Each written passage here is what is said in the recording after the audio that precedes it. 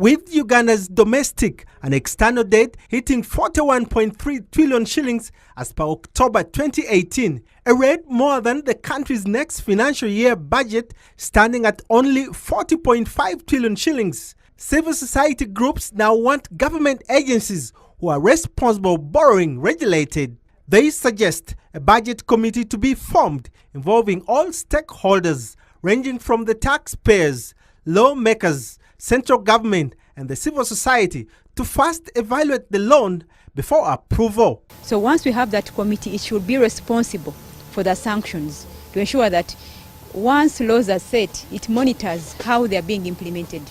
So a debt committee, first of all, should be in place and should be in charge of ensuring that people that violate this kind of laws are being sanctioned. The activists are concerned some government departments luxuriously borrow and not spend. Some borrow and steal, yet the borrowed funds accumulate high interest rates. Why shouldn't such officers be punished? Why would you commit a country, yet you're not even ready? We've seen some loans being abused, and also have seen some issues of accountability not being very emphasized in most of the loans. A greater share of the country's outstanding debt is sourced from multilateral creditors like the World Bank, African Development Bank, and the Islamic Development Bank.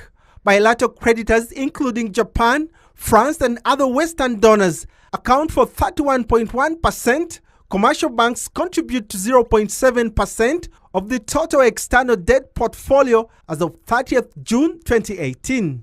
The activists believe the committee will be mandated to sanction government agencies if found to have wrongfully managed borrowed funds.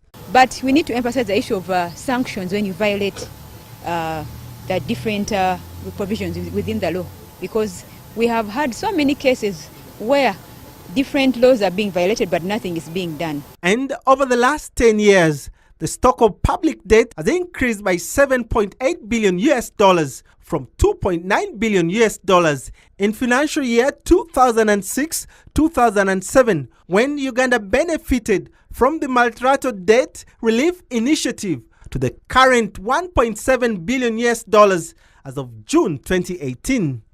Richard Olweng, NBS Live at 9.